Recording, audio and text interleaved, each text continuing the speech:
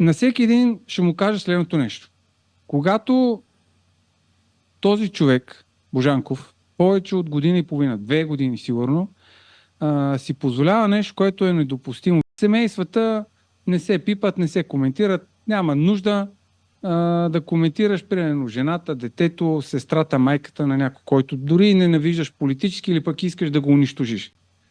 Сега, когато повече от 2 години лицето Божанков от парламентарната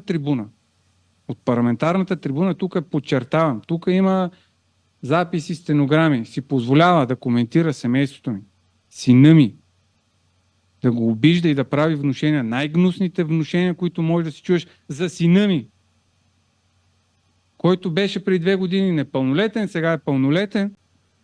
И тук питам, и го казвам аз за мене, един мъж, без значение кой е, какъв е, без значение какви политически или религиозни виждания има, един мъж не се риболи за едната си чест и не може ли по някакъв начин, колкото са му възможностите да защити семейството си, не тежи нищо и не струва нищо.